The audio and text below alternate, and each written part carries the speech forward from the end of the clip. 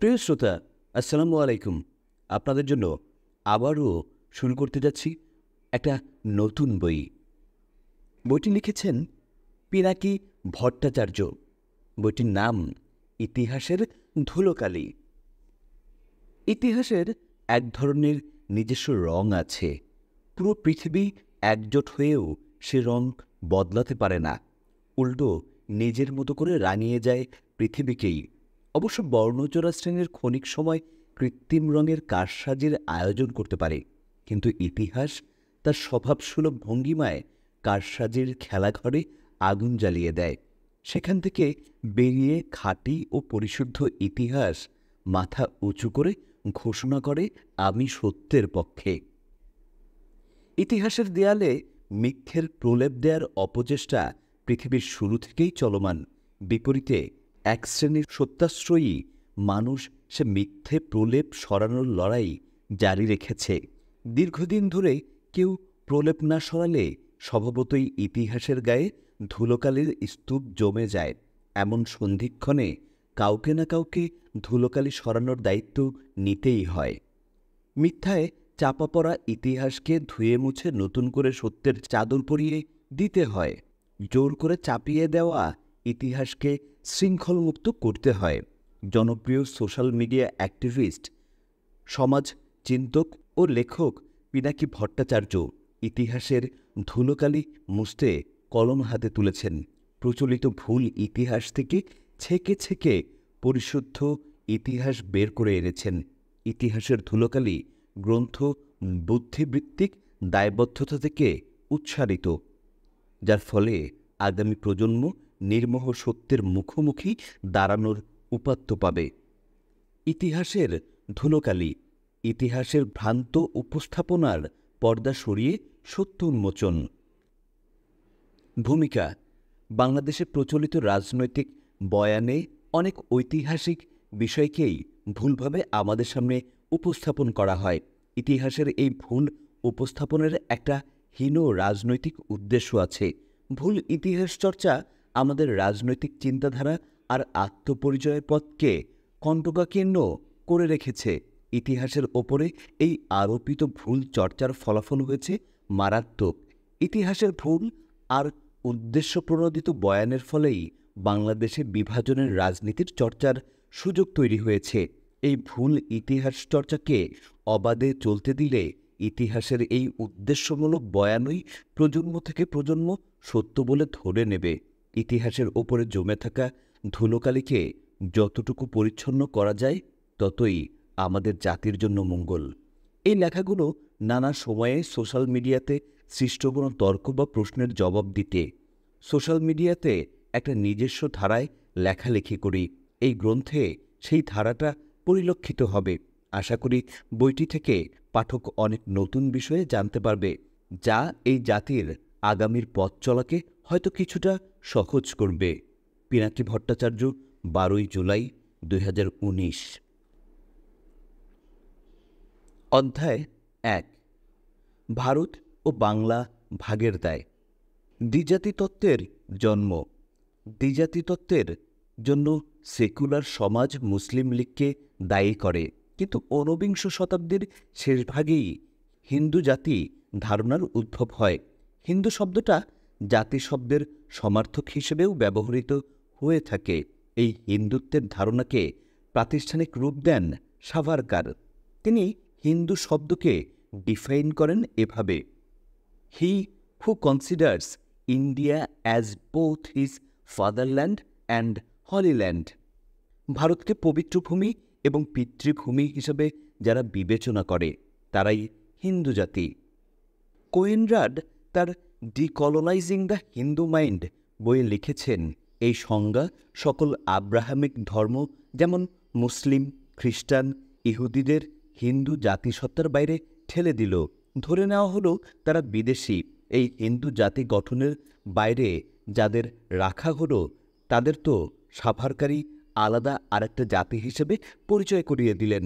হিন্দু জাতির ধারণা প্রতিষ্ঠা করার ফলেই ভারতে তার পাল্টা একাধিক জাতির ধারণাকে প্রতিষ্ঠিত করার অনুকূল পরিবেশ গড়ে উঠল।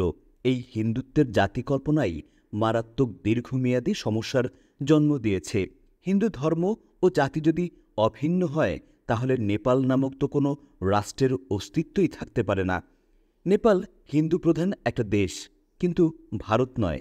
তাহলে নেপাল তো কোনোভাবেই নিজেকে হিন্দু পরিচয় দেওয়ার জন্য ভারতকে পিতৃভূমি কিংবা পবিত্র ভূমি ভাবতে পারে না। ভারতের সাথে হিন্দু প্রধান রাষ্ট্র নেপালের সমস্যার একটা ঐতিহাসিক সূত্র এখানেও থাকতে পারে, যেখানে হিন্দুরা সংখ্যালঘু, যেখানে হিন্দু সম্প্রদায়ের জন্য অন্য সম্প্রদায়ের সাথে মিলিতভাবে রাষ্ট্র গঠন এই হিন্দুত্বের সংজ্ঞার জন্য কার্যত মানসিকভাবে খুব জটিল হয়ে যায়। বাংলাদেশের হিন্দু সম্প্রদায়ের কাছে তাদের পলিটিক্যাল এজেন্ট হিসেবে ভারত রাষ্ট্র একটা সম্ভাবনা হয়ে বিরাজ করতে থাকে। হিন্দু জাতীয়তাবাদীদের মূল বক্তব্য ছিল পৃথিবীতে হিন্দু জাতি বলে বহু প্রাচীন গরিমায় দীপ্ত এক মহান স্বতন্ত্র জাতি আছে। হিন্দু জাতির ধর্ম যেমন স্বতন্ত্র, তেমন ভাষাও স্বতন্ত্র। হিন্দু জাতি সম্পর্কিত এই ভাবনাই হিন্দুত্বের জন্ম দেয়, যার পলিটিক্যাল এক্সপ্রেশন ছিল দ্বিজাতিতত্ত্ব, আর সেটাই হয়ে দাঁড়ায় ভারত ভাগের কারণ। এই হিন্দু জাতীয়তাবাদী ভারতীয় জাতীয়তাবাদের মেরুদণ্ড। এদিকে আমরা যদি দেখি, মুসলমানদের আলিগড় আন্দোলনের নেতা সৈয়দ আহমেদ 1883 সালে বলেছেন, ধর্মাধর্ম নির্বিশেষে ভারতবর্ষে বসবাসরত সকলেই একটি জাতি। এমনকি ভারত ভাগের অনেক পরও জিন্নার মুখে ছিল ঐক্যের সুর। 1928 সালের ডিসেম্বরে এক সর্বদলীয় সম্মেলনে তিনি বলেন, we are all sons of this land, we have to live together, believe me, there is no progress for India until the Muslims and Hindus are united. আমরা সকলেই এই মাটির সন্তান, আমাদের একসাথেই বাঁচতে হবে। বিশ্বাস করুন, ভারতের কোনো অগ্রগতি হবে না যদি হিন্দু আর মুসলমানরা ঐক্যবদ্ধ না হয়। 1937 সালে আহমেদাবাদে হিন্দু মহাসভার 19তম অধিবেশনে সাভারকার বলেন, There are two antagonistic nations living side by side in India. India cannot be assumed today to be a unitrained and homogeneous nation. On the contrary, there are two nations in the main, the Hindus and the Muslim. In India, several infantile politicians commit the serious mistake in supposing that India is already welded into harmonious nations, or that it could be welded thus for the mere wish to do so. দুটি পরস্পর বিরোধী জাতি ভারতে পাশাপাশি বাস করে এসেছে। ভারতকে কখনোই এক শিলার সমসত্ব জাতি হিসেবে বিবেচনা করা যাবে না, বরং উল্টোভাবে ভারতে প্রধানত দুটি জাতি, হিন্দু ও মুসলমান। কিন্তু বালকসুলভ রাজনীতিবিদরা এই মারাত্মক ভ্রান্ত ধারণা পোষণ করে যে ভারত এর মধ্যেই সুসমসত্ব একটি জাতি হিসেবে তৈরি হয়েছে বা তৈরি করা যেতে পারে। এই সভার প্রায় 17 বছর আগেই এসেনশিয়ালস অফ হিন্দুত্বা নামে সাভারকারের একটা পুস্তকে দ্বিজাতিতত্ত্ব উপস্থাপন করা হয় এবং হিন্দুদের একটি একক জাতি হিসেবে ঘোষণা দেওয়া হয়। এই সভার 3 বছর পরে লাহোর অধিবেশনে অল ইন্ডিয়া মুসলিম লীগের সভায় জিন্না ও সাভারকার উত্থাপিত হিন্দু মহাসভার দ্বিজাতিতত্ত্ব গ্রহণ করেন। ঘটনা পরম্পরা বিবেচনা করলে পাকিস্তান সৃষ্টির পেছনে দ্বিতীয় অবদান ভারতীয় মুসলমানদের, আর পাকিস্তান প্রতিষ্ঠার প্রথম ভিত্তি তৈরি করে দেন সাভারকার তার হিন্দু জাতির তত্ত্ব দিয়ে। নেহরু তার অটোবায়োগ্রাফিতে লিখেছেন, socially speaking, the revival of Indian nationalism in 1907 was definitely reactionary. সামাজিকভাবে বলতে গেলে 1907 সালে ভারতীয় জাতীয়তাবাদের পুনরুত্থান অবশ্যই প্রতিক্রিয়াশীল ছিল। হিন্দু মহাসভার হিন্দুত্ববাদের চর্চাই মুসলিম লীগের প্রভাব বাড়াতে সাহায্য করে। রমেশচন্দ্র মজুমদার, যিনি কোনোভাবেই মুসলিম প্রেমী ছিলেন না, তিনি স্ট্রাগল ফর ফ্রিডম বইয়ে লিখেছেন, হিন্দু মহাসভার বিস্ফোরণই মুসলিম লীগের ক্ষমতা ও শক্তি বৃদ্ধিতে সাহায্য করেছিল। দ্বিজাতিতত্ত্বের জনক জিন্না নয়, হিন্দুত্ববাদী সাভারকার। অথচ কি আশ্চর্য, ভারত ও বাংলাদেশের সেকুলাররা এই দ্বিজাতিতত্ত্বের জন্ম দেওয়ার জন্য জিন্না আর মুসলিম লীগকেই সব সময় তুলোধনা করে। অথচ গল্পটা অন্য রকম।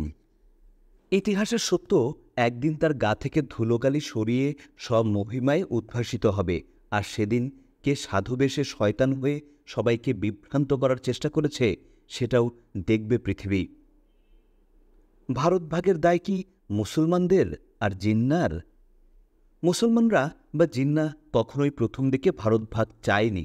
চেয়েছে কংগ্রেস নেতা লালা লাজপত রায় গান্ধীর অসহযোগ আন্দোলন 1922 সালে প্রত্যাহার করার পরে কলকাতা, এলাহাবাদ, দিল্লি এসব স্থানে হিন্দু মুসলমান দাঙ্গার পর এক নিদারুণ সাম্প্রদায়িক অধ্যায় শুরু হয়। অসহযোগ আন্দোলন ছিল মহাত্মা গান্ধী ও ভারতীয় কংগ্রেস পরিচালিত ভারতব্যাপী অহিংস গণ আইন অমান্য করা আন্দোলনগুলোর মধ্যে সর্বপ্রথম। 1920 সালের সেপ্টেম্বর থেকে 1922 সালের ফেব্রুয়ারি পর্যন্ত চলা এই আন্দোলন ভারতের স্বাধীনতা আন্দোলনের ইতিহাসে গান্ধী যুগের সূত্রপাত ঘটায়। এই দাঙ্গার তরঙ্গে সবচেয়ে বীভৎস দাঙ্গা ছিল কোহটের দাঙ্গা। জনৈক হিন্দু ইসলাম ধর্মকে ব্যঙ্গ করে পদ্মকারে একটা পুস্তিকা লিখেন। পুস্তকটি প্রকাশ করেন উত্তর পশ্চিম সীমান্ত প্রদেশের কোহট শহরের সনাতন ধর্মসভার সম্পাদক জীবন দাস। 1924 সালের সেপ্টেম্বরে এই দাঙ্গা ছড়িয়ে পড়ে। হাজার হাজার মানুষ মারা যায়, শত শত বাড়িঘর ভস্মীভূত হয়। কংগ্রেস থেকে লালা লাজপত রায়কে এই দাঙ্গার বিষয়ে বিস্তৃত অনুসন্ধান করে প্রতিবেদন জমা দেওয়ার জন্য দায়িত্ব দেওয়া হয়। এই প্রতিবেদনেই লালা লাজপত রায় ভারত ভাগ করে হিন্দু প্রধান আর মুসলিম প্রধান দুটো দেশ সৃষ্টির প্রস্তাব করেন এবং ভারত ভাগই হিন্দু মুসলিম বিরোধ ও হিংসার যথার্থ সমাধান বলে উল্লেখ করেন।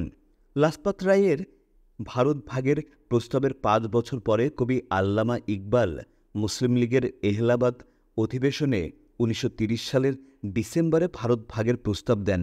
সেই প্রস্তাবই পাকিস্তান প্রস্তাবনা বলে বিবেচিত হয়, কিন্তু সেই বিভক্ত ভারতের একাংশের নাম যে পাকিস্তান হবে সেটা তিনি তখনও বলেননি। 1933 সালের ইংল্যান্ড প্রবাসী চৌধুরী রহমত আলী কেমব্রিজ থেকে নর অর নেভার নামে প্রকাশিত একটা পুস্তিকায় লেখেন, এই ভূখণ্ডে শান্তি ও প্রশান্তি কোনোটাই আসবে না যদি আমরা মুসলমানদের প্রতারণা করে একটি হিন্দু প্রধান ফেডারেশনে ঢুকিয়ে ফেলি, যেখানে আমরা আমাদের নিজেদের মঞ্জিলের প্রভু হতে না পারি, আমাদের আত্মার নেতা হতে না পারি। তিনিই তো সেই নতুন প্রস্তাবিত দেশের নাম রাখেন পাকিস্তান। সেই সময় মুসলিম লীগের নেতারা চৌধুরী রহমত আলীর পরিকল্পনাকে কাল্পনিক, অবাস্তব ও বালখিল্য বলে প্রত্যাখ্যান করেন। এই প্রস্তাবের 7 বছর পরে 1940 সালের লাহোর অধিবেশনে মুসলমান এলাকাগুলোকে ইন্ডিপেন্ডেন্ট স্টেট করার প্রস্তাব দেয়া হয়। সেই অধিবেশনে মুসলিম লীগ 1935 সালের ভারত শাসন আইনে যে যুক্তরাষ্ট্রীয় পরিকল্পনা রয়েছে সেটাকে প্রত্যাখ্যান করে তারা বলেন, 1. ভৌগোলিক অবস্থান অনুযায়ী সংলগ্ন ও সন্নিহিত স্থানসমূহকে অঞ্চল হিসেবে চিহ্নিত করতে হবে। 2. প্রয়োজন অনুযায়ী সীমানা পরিবর্তন করে এমনভাবে গঠন করতে হবে যেখানে ভারতবর্ষের উত্তর পশ্চিম ও পূর্বাঞ্চলের সংখ্যাগরিষ্ঠ মুসলমান এলাকাগুলো স্বাধীন রাষ্ট্রসমূহ গঠন করতে পারবে। 3. স্বাধীন রাষ্ট্রসমূহের সংশ্লিষ্ট অঙ্গরাষ্ট্র বা প্রদেশসমূহ হবে স্বায়ত্তশাসিত ও সার্বভৌম। এই সিদ্ধান্ত অনুসারেই জিন্নার নেতৃত্বে মুসলিম লীগ পাকিস্তান সৃষ্টির আন্দোলন শুরু করে। 20-এর দশক পর্যন্ত মুসলমানদের বৃহত্তর অংশ ভারত ভাগের কথা ভাবতেই পারেনি। দেশভাগ চাওয়া তো দূরের কথা, তারা চেয়েছিলেন হিন্দু সংখ্যাগরিষ্ঠতার চাপ থেকে সুরক্ষা এবং নিজ সম্প্রদায়ের নিরাপত্তা। অথচ কি আশ্চর্য, ভারত ভাগের পুরো দায় চাপিয়ে দেওয়া হয় জিন্না ও মুসলমান সম্প্রদায়ের ঘাড়ে। এটা মিথ্যার বেশাতি বই কি? ভারতে মুসলমানদের আগমন কি আক্রমণকারী হিসেবে? প্রচলিত ইতিহাস পাঠ করলে এটাই প্রতীয়মান হয় যে ভারতে মুসলমানরা এসেছিল আক্রমণকারী হিসাবে।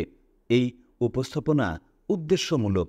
2-3 হাজার বছর আগেও গ্রিক, রোমান, আরব চৈনিকরা ভারতের দক্ষিণে বিস্তৃত জলরাশি পার হয়ে জলপথে ভারতে এসেছে। তাদের কেউ কেউ ফিরে গেছে, কেউ কেউ থেকে গিয়ে এই ভূখণ্ডের জনগণের সাথে মিশে গেছে। কোরআন নাজিল হওয়ার আগে থেকেই আরবরা ধাও নামক তাদের 3 পাল্লার জলযানে বাণিজ্য করতে আসত। এমনকি তারা বসতি স্থাপন করে থেকেও গিয়েছিল। কোচিন থেকে 38 কিলোমিটার দূরে ক্যাঙ্গানোরে 683 সালের মসজিদের ধ্বংসাবশেষ পাওয়া গেছে, যা দেখে নিশ্চিতভাবে বলা যায় আরব মুসলমানরা সেখানে বসতি স্থাপন করেছিল। তবে মুসলমানরা কিভাবে ভারতে বসতি স্থাপন করেছিল, কবে থেকে তারা ভারতে আসতে শুরু করে, তা ইতিহাসের বইগুলোতে পাওয়া যায় না। ইতিহাসের বইতে ভারতে মুসলমানদের ইতিহাস বলা শুরু হয় মুসলমানদের আক্রমণ করার বর্ণনা দিয়ে, যেন এর আগে ভারতে তাদের কোনো ইতিহাস নেই। চতুর্থদশ শতাব্দীর মধ্যভাগে শ্রীলঙ্কা থেকে চীন যাওয়ার পথে ইবনে বতুতা চট্টগ্রাম বন্দরে নেবে হবঙ্ক বা বর্তমানে সিলেটে শাহ জালালের সাথে দেখা করতে যান। তখন তিনি চট্টগ্রামে অনেক মুসলমানের কবর দেখেছিলেন, যারা সেই অঞ্চলে তাদের বসতি স্থাপন করেছিল। বাংলায় যদিও তখন ফখরুদ্দীন মোবারক শাহের আমল, কিন্তু তখন পর্যন্ত চট্টগ্রাম মুসলিম শাসকের অধীনে ছিল না। চট্টগ্রামে মুসলিম আধিপত্য প্রতিষ্ঠার আগেই সেখানে মুসলমান বসতি স্থাপিত হয়েছিল। শেখ শুভদয়া নামে এক প্রাচীন পুঁথি পাওয়া যায়। সেখানে দেখা যাচ্ছে বখতিয়ারের গৌর জয়ের আগে লক্ষণ সেনের রাজসভায় এক আরব সওদাগর এসেছিলেন। তিনি যুদ্ধ করতে আসেননি, এসেছিলেন বাণিজ্য করতে। ভারতের ইতিহাসের বইগুলোতে মোহাম্মদ ইবনে কাসিমের 712 সালে সিন্ধু জয়ের কাহিনীকে ভারতে মুসলমান প্রবেশের প্রথম ঘটনা বলে বর্ণনা করা হয়। বলাই বাহুল্য এটা অর্ধসত্য। আমরা পূর্ণ সত্য জানার চেষ্টা করব। আর মোহাম্মদ বিন কাসিমের সিন্ধু জয়ের ঘটনা মোটেই রাজ্য লাভের ইচ্ছা থেকে করা হয়নি। আসল ঘটনা হচ্ছে ভারত সাগরে আরব বাণিজ্য জাহাজের উপর জলদস্যুদের হামলা রাজা দাহিরের সময়ে একটা নিত্য নৈমিত্তিক ব্যাপার হয়ে দাঁড়িয়েছিল। ইরাকের শাসক আল হাজ্জাজ অনেকবার দাহিরকে অনুরোধ করেছিলেন এটার বিরুদ্ধে ব্যবস্থা নেওয়ার জন্য, কিন্তু তাতেও দস্যুতা থামে না। বরং এবার জলদস্যুরা বাণিজ্য বহরে হামলা করে আরব রমণীদের লুট করে নিয়ে যায়। দাহিরের বিনা অনুমতিতে বা প্রশ্রয়ে এই হামলা চলতে পারে না, এবং এটা ছিল আরব বাণিজ্যের ওপরে সিন্ধুর আক্রমণ। তাই এই আক্রমণের হাত থেকে আরব বাণিজ্য বহরের নিরাপত্তা নিশ্চিত করতে আল হাজ্জাজ মোহাম্মদ বিন কাসিমকে অনুরোধ করেন দাহিরকে আক্রমণ করতে। বাণিজ্য বহরকে নিরাপত্তা দেওয়ার জন্য ন্যায়সঙ্গত যুদ্ধকে আক্রমণকারীর আক্রমণ হিসেবে যখন উপস্থাপন করা হয়, তখন শিক্ষার্থীদের একাংশের মানে মুসলিম মনে গ্লানি বোধ এবং আরেকাংশের অমুসলিম মনে ঘৃণার জন্ম নেয়। এভাবেই শুরু হয় হিন্দু মুসলমান বিভেদ। এই বিভেদের প্রভাব অনিবার্যভাবে শিক্ষার সুযোগ বঞ্চিত বিপুল জনগোষ্ঠীর ওপরে গিয়েও পড়ে। এভাবেই শুরু হয় এক সম্প্রদায়ের দিক থেকে আর এক সম্প্রদায়ের বিরুদ্ধে ঘৃণা, অবিশ্বাস আর প্রতিশোধের চিন্তা। ইতিহাস লেখকরা কি অর্ধসত্য উপস্থাপন করে ঘৃণা উস্কে দেওয়া বা ঘৃণা জাগরুক রাখার দায় অস্বীকার করতে পারেন? বাংলা ভাগে দায়কার? 1947-এ ভারত ভাগ হওয়ার সাথে বাংলা ভাগ হয়েছে। সেই সময়ে আমাদের পূর্বপুরুষরা তাদের বিবেচনায় যেটা ভালো মনে করেছেন সেটাই করেছেন। এই ইতিহাসের দায় আমরা উত্তরপুরুষরা মেনে নেওয়া ছাড়া আর কোনো উপায় নেই। কিন্তু বাংলা ভাগের বিষয়টাকে একটি অতি খারাপ কাজ বলে বাম ও সেকুলার বয়ানে চালু আছে। এই বয়ানের মূল ভাষ্য হচ্ছে মুসলমানরা তাদের জন্য আলাদা রাষ্ট্র চেয়েছে বলে বাংলা ভাগ হয়েছে। কিন্তু বাংলার মুসলমান নেতারা কি বাংলা ভাগ চেয়েছে? না, চায়নি। চাওয়ার কোনো কারণ ছিল না, কারণ মুসলমানরাই ছিল বাংলায় সংখ্যাগরিষ্ঠ। ভোট নিয়ে সরকার গঠন করলে অবিভক্ত বাংলার মুসলমান নেতারাই প্রধানমন্ত্রী হয়।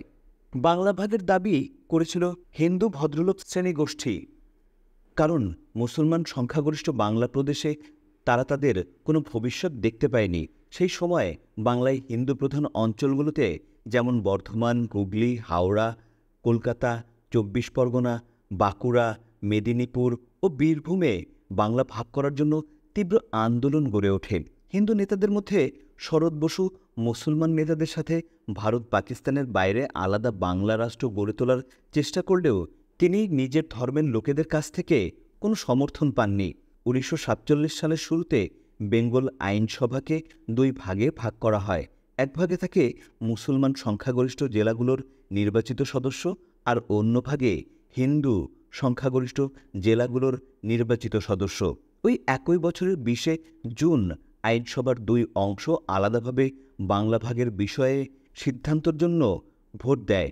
ঐতিহাসিক ওই ভোটাভুটিতে আইনসভার হিন্দু অঞ্চলের অধিকাংশ সদস্য বাংলা ভাগের পক্ষে ভোট দেয়, আর মুসলমান অংশ নিরঙ্কুশভাবে বাংলাকে অবিভক্ত রাখার পক্ষে ভোট দেয়। সেদিনই বাংলার ভবিষ্যৎ নির্ধারিত হয়ে যায়। কিন্তু বাংলা ভাগের দায় কেন বাম বা সেকুলাররা মুসলমান নেতাদের দেয়, সেই প্রশ্ন তাদের করা উচিত। তাদের কাছে কি কোনো উত্তর আছে? ভারত ভাগের দায় কি মুসলিম লীগের? ভারত ভাগের দায় এবং সেই বিভাগজনিত কারণে কোটি মানুষের দেশত্যাগ আর রক্তপাতের দায় কংগ্রেস ও সেকুলার ইতিহাসবিদরা একতরফাভাবে মুসলিম লীগের উপরে চাপিয়ে দিয়েছে। এই প্রসঙ্গে 1946 সালে ব্রিটিশ মন্ত্রীদের ক্যাবিনেট মিশন প্রস্তাব এবং তৎপরবর্তী কংগ্রেস ও মুসলিম লীগের প্রতিক্রিয়া এই বিষয়টি নির্মোহভাবে পর্যালোচনায় সাহায্য করবে।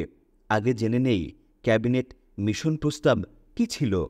1946 সালের মার্চ মাসে ব্রিটিশ সরকার 3 জন ক্যাবিনেট মন্ত্রীর একটি মিশনকে উপমহাদেশীয় রাজনৈতিক দলগুলোর সাথে আলাপ আলোচনার মাধ্যমে ক্ষমতা হস্তান্তরের সর্বসম্মত উপায় উদ্ভাবনের জন্য প্রেরণ করেন।